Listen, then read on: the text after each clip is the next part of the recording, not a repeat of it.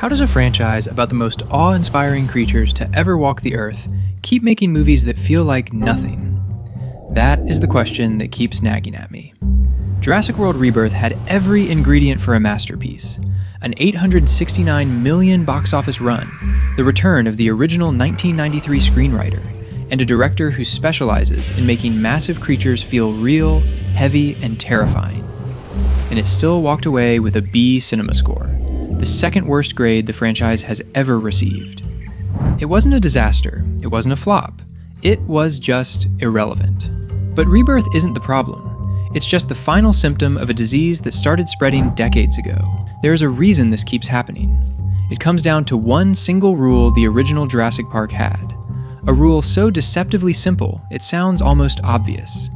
And the story of how this franchise lost its soul is the story of how it systematically destroyed that rule, film by film, hybrid by hybrid, over the next 30 years. Hey guys, I'm Mac, welcome back to Scene Shift. And to understand how the greatest blockbuster of all time slowly engineered its own downfall, we have to start at the very beginning. Jurassic Park came out in June 1993 and hit the world like a truck. Over $1 billion at the box office, when that number still meant something. 91% on Rotten Tomatoes. Steven Spielberg directing, Michael Crichton adapting his own novel, Stan Winston's studio building full-scale animatronics, Industrial Light and Magic handling the CGI. Every single piece aligned at exactly the same moment. I wasn't born for any of that. Caught it years later on TV. Random afternoon, channel surfing, landed on it halfway through. And even on a standard definition screen, with commercials cutting in every 12 minutes, the Brachiosaurus scene stopped me cold. Not because anything dangerous was happening, just this enormous animal eating leaves off a tree, and Grant's face, and the music.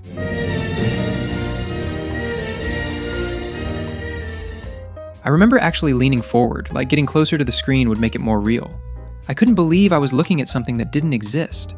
4 years later, The Lost World arrived. Spielberg back in the chair, bigger budget, darker tone, $618 million. A big drop from the first, but nobody panicked. Yet. Critics were cooler on it. The T-Rex in San Diego divided people. I watched it young and liked it more than most people I know did. Then Jurassic Park 3 in 2001. Spielberg stepped back, the production started filming without a finished script. Pages were being written day by day while cameras were rolling. $365 million, 49% on Rotten Tomatoes. Then, the franchise went quiet for 14 years. During those 14 years, Universal kept trying to figure out where to take things next. Nothing stuck. One script made it far enough that concept art was produced. That art eventually leaked online. It showed human dinosaur hybrids carrying weapons. One of them appeared to have a gun for an arm. The backlash was immediate, and the project collapsed. The idea that eventually gained traction was simpler. What if the park actually opened? Colin Trevorrow, one small indie film to his name, got handed the keys. Jurassic World opened in 2015 to a record-breaking 208 million weekend, 1.67 billion total worldwide. The nostalgia worked perfectly. 2 generations in the same theater. People who'd seen the original in 1993, now sitting next to their own kids. Critics gave it 71%. Fallen Kingdom followed in 2018, 1.31 billion, but the domestic opening dropped 29% from its predecessor. The film split itself in half. First half disaster movie on a volcanic island, second half gothic horror in a manor house. The island was destroyed, a character was revealed to be a human clone, dinosaurs spread to the mainland. Critics landed at 47%. Dominion arrived in 2022 as the conclusion. Sam Neill, Laura Dern, Jeff Goldblum back. Marketing promised a film about dinosaurs in the human world. The actual story centered on genetically engineered locusts threatening the world's food supply. The dinosaurs were present, but incidental. $1 billion. Barely. 29% on Rotten Tomatoes, the lowest in franchise history. The financial picture is as clear as a graph. 1.67 billion, 1.31 billion, 1 billion. Each film cost more to make and made less money. Dominion's profit margin on a $265 million budget was razor thin. Fallen Kingdom I half remember. Dominion I've mostly forgotten. Images remain, a Brachiosaurus silhouette against volcanic smoke. Jeff Goldblum being Jeff Goldblum. A lot of running. The actual plot? Gone. And that forgettability isn't just a side effect of making bad movies, it's a symptom. The films had stopped connecting to something real. Universal recognized the trajectory and made a deliberate correction. They brought back David Koepp, the original 1993 screenwriter. They hired Gareth Edwards, whose Godzilla remake was specifically praised for making a massive creature feel physically real and dangerous. Budget cut significantly. Mythology stripped back. New cast, clean slate, contained location. $869 million worldwide. First film in the world-era branding to fall below $1 billion. B. Cinema score. 52% on Rotten Tomatoes. The correction did not work. And the reasons why start somewhere most people haven't looked. Not with the monsters, not with the wonder, but with how the story was built from the ground up. Every story needs a driving question, something that pulls you through it, a problem that gets harder before it gets resolved, that forces the characters into corners where they have to make real choices. Without that, you're not watching a story, you're watching a sequence of events. Rebirth is built as a mission movie. The team has a list. Extract DNA from a Titanosaurus. Extract DNA from a Mosasaurus. Extract DNA from a Quetzalcoatlus. Deliver samples. Get paid. That is a checklist. And the problem with the checklist is that it has no engine. The objective on the first page is the exact same objective on the last page. The team goes to a location, faces a dinosaur, gets what they came for, moves on. Nothing inside the mission changes. Nothing forces the characters into a position where they have to make a harder choice than the one before. Compare that to how the original worked. When the T-Rex breaks out of her paddock, the entire film shifts. What started as a science tour becomes a survival story. The rules change completely. Every scene after that point is different because of what just happened. You can feel the floor drop. Rebirth never has that moment. The middle of the film is just the adventure continuing, moving from one biome to the next, encountering dinosaurs, surviving, moving on. And because the structure doesn't create any real pressure, the characters never have to reveal themselves. That is where the character problems come from. We will get there. There's also a story contradiction baked into the premise itself that the structure can't escape. Koepp stated publicly that he wasn't going to change anything established in the previous 6 films. He hated that kind of rewriting. But the previous films ended with dinosaurs spread globally. Dominion built an entire world around that. To get back to an isolated island, the script had to explain why all of that was reversed. The solution that climate changes made the dinosaurs retreat to the equator directly contradicts what Dominion showed with animals thriving in snowy mountains and cities. The rule meant to protect the story ended up requiring a contradiction that undermined it. He avoided officially rewriting the previous films while doing exactly what rewriting them would have done. And then there's the candy wrapper. The film opens with a flashback showing how the D-Rex escaped. A scientist drops a Snickers wrapper. It gets sucked into a door vent. The sensor fails to seal, the creature gets out. This is meant to echo something Crichton built into the original, the idea that complex systems are fundamentally fragile, that small, unpredictable errors cascade into disasters. In Jurassic Park, that cascade started with Nedry. His greed, his decision to betray Hammond for a competitor, his specific moral failure. That's what brought the whole park down. The chaos meant something because it came from a person making a choice. There was someone to blame, something the film had been building toward. In Rebirth, a candy wrapper jams a vent. The logic is the same on paper, but the cause is random. Random cause means no moral weight, no arrogance to point at, no human failure at the center of it. The candy wrapper doesn't echo Crichton's idea, it hollows it out. In the original, the system failed because of human nature. In the sequel, the system failed because of a piece of trash. One is a tragedy, the other is just an accident. One more thing from the end of the film. Duncan appears to sacrifice himself. It's set up carefully built to be the emotional weight the climax needs. Then he's simply alive again, with no explanation. The original screenplay had Duncan dying. Mahershala Ali read it and agreed his only note was asking if they could keep the death. Edwards agreed too. But the studio, knowing they couldn't do reshoots later, asked Edwards to also film a version where Duncan survives, just in case. Both versions were shot. Test audiences responded so strongly to the survival ending that it became the cut you see in theaters. The point stands, regardless of how it got there. The film was built around the emotional weight of that sacrifice, the goodbye scenes, the quiet last moment with Zora. And then it walks all of it back. The moment an audience senses that nothing permanent can happen, the stakes evaporate. You stop leaning forward. You are just watching things happen until the film ends. But here's what all of this, the checklist, the contradiction, the random cause, the consequence-free climax, actually adds up to. The structure never forced the filmmakers to decide what kind of story they were telling about the dinosaurs themselves. And that ambiguity is where the deepest problem lives. On the set of the original Jurassic Park, Spielberg banned the words monster and creature. The crew had to call the dinosaurs animals. That was the rule. Not villains, not forces of evil, animals. This sounds like a tone note. It was a structural decision that shaped everything about how the film worked. Because if the dinosaurs are animals, the threat comes entirely from human choices, from arrogance, from greed, from the belief that nature can be owned and controlled. The T-Rex is not the villain. The thinking that put her on that island is the villain. That distinction also creates something the sequels never managed to find again: a morally complicated relationship between the audience and the creatures.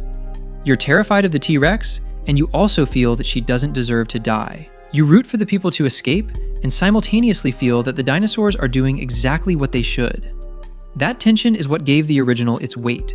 It's why it stuck. Jurassic World broke this quietly, but completely. The Indominus Rex killed for sport. She used camouflage deliberately to ambush. She figured out the raptor's social hierarchy and exploited it. She wasn't operating on instinct. She was operating on malice. And once a dinosaur has malice, the original's whole moral argument collapses. If the Indominus Rex is genuinely evil, the humans were right to fear her from the start. There's no ethical question left, just a bad thing that needs to be stopped. What you're left with is a monster movie. Fallen Kingdom then gave us the Indoraptor.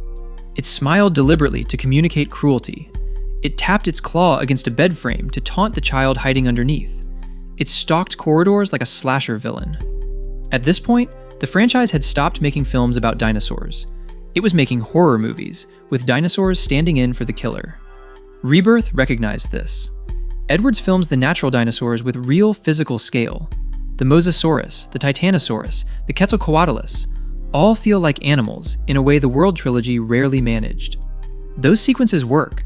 They feel like encounters with something real. But then the screenplay introduces the Distortus Rex. 6 limbs, alien features, DNA from multiple species stitched into something that doesn't resemble anything in nature.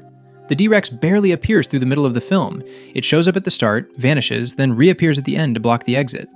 It doesn't stalk anyone, it doesn't hunt, it just waits. And the film spent 2 full acts arguing that these creatures are animals retreating to the equator to survive, then introduced a biological impossibility for its climax. The animal argument and the monster movie ending can't coexist in the same film. One of them has to be a lie. That's where the structure left the franchise stranded. Without a driving question forcing the filmmakers to decide what the dinosaurs were, the film couldn't know what it was trying to make you feel. And Rebirth made that problem worse before its first scene was even over. Not by turning the dinosaurs into monsters, but by making you feel sorry for them. Here's something worth sitting with for a second. The Brachiosaurus scene in the original Jurassic Park is not scary. Nothing dangerous is happening. It's just an enormous animal eating leaves off a very tall tree. It's one of the most memorable moments in 30 years of blockbuster filmmaking. The reason is something Spielberg understood that every sequel forgot. The existence of these creatures is the spectacle. It connects directly to the animal's rule. If the dinosaurs are real animals, biological, physical, bound by nature, then just watching them exist is enough. You don't need them to be threatening every minute. You just need to believe they're real. That specific feeling, standing in front of something that shouldn't be possible, that's the whole experience. Everything else, the chases and the escapes and the narrow misses, those only work because of that feeling underneath them. Take it away and you're left with action sequences. Action without that foundation means nothing. The World trilogy killed this through sheer volume. When there's a new hybrid attack every 5 minutes, a new explosion, a new sequence designed to be the most intense thing you've ever seen, you go numb. Wonder needs space to breathe. It needs a moment of stillness where you can sit with the creature before the film yanks you to the next scene. The original gave you around 15 minutes of actual dinosaur footage across the entire runtime. 15 minutes. Every appearance was a gift. The World trilogy gave you dinosaurs constantly, and the more they appeared, the less any single moment meant. Rebirth recognized this problem and tried to course correct. It slowed down. Edwards brought real scale to the natural dinosaurs, the Mosasaurus surfacing, the Titanosaurus moving through jungle canopy. There are moments in this film where you feel something close to what the original had. Rebirth even explicitly tries to recreate that moment. There's a sequence where the characters stop and stare up at a massive herbivore in breathless awe, mirroring Alan Grant and Ellie Sattler almost beat for beat. But it doesn't work. It feels hollow. Because Rebirth had already poisoned the well in its very first scene. The film starts with a dying Apatosaurus being ignored by traffic, just standing in the road, sick and confused while cars drive around it. The entire premise of the movie is that the dinosaurs are suffering in the modern world. The atmosphere is wrong for them. They're dying. They're retreating to the equator because it's the only place they can survive. The intention was probably something about how we ignore the things we've made miserable, an environmental point. But here's what it actually does. It makes you feel pity for the creatures before you feel wonder at them. And pity and wonder work in opposite directions. Wonder opens you up. It makes you feel small in a good way, like you're encountering something larger and more extraordinary than yourself. It requires you to look up. Pity makes you look down. It creates heaviness and sadness and a sense of something wrong. When pity enters the frame, it wins. It always wins. You can't look at a creature with genuine awe while simultaneously feeling that it's suffering and the world doesn't want it. The sadness takes over. So the World Trilogy destroyed wonder through volume. Too much of everything, too fast. Rebirth tried to fix that and replaced it with depression instead. Two different failures arriving at the exact same place. An audience that feels nothing when a dinosaur appears on screen. And when you feel nothing looking at the creatures, the only thing left to carry the film is the people, which is the next problem. Good stories work because characters have something to overcome. Not just a plot obstacle in front of them, an internal one. A gap between who they are and who they need to become. That gap creates friction. It makes every decision they make under pressure mean something, because every decision is shaped by it. The original got this right immediately. Alan Grant couldn't connect with children, didn't know what to do with them, didn't want to. And the film built its entire survival structure around that specific gap. It didn't give Grant a dinosaur problem to solve and a children problem to solve separately. It made them the same problem. Every choice he made under pressure was filtered through that flaw. That's why his arc felt inevitable rather than constructed. Rebirth gives Zora Bennett a backstory, a colleague who died on a previous mission. There's a scene where she sits with that grief, and it's real and quiet. Then, minutes later, after two more of her team die directly in front of her, she pivots completely to being motivated by money. Get the DNA, get paid, get out. The backstory was meant to signal that this is a complex person carrying real damage, but it doesn't affect how she operates. She makes competent, logical, professional decisions throughout the film, regardless of what happens around her. When people die, she processes it and moves forward. That damage never bleeds into anything the plot puts in front of her. And this connects directly to the structural problem from the previous section, because a checklist mission where nothing internally shifts gives a character's flaws nowhere to live. There's no moment where Zora's grief distorts her judgment, where the mission becomes personal in a way she can't manage, where the gap between who she is and what she needs to do becomes a real dramatic problem. The structure doesn't create that pressure, so the character never gets tested. This creates a specific failure at the climax. Zora, a mercenary who explicitly pivoted to greed after watching her colleagues die, is convinced to give up her payday by a single conversation. She just changes. She changes because the screenplay needed her to make a moral choice, but nothing in the preceding story built toward that choice feeling earned. The character does what the plot requires, and you can feel the mechanism working. Zora's problem is that her flaw is just never put to work. Dr. Loomis has the opposite problem. His conflict is genuinely there. The film just keeps dismantling it every time it starts to matter. Dr. Loomis is the film's moral voice, the one who believes it's genuinely wrong to harm these creatures, who carries real reverence for them.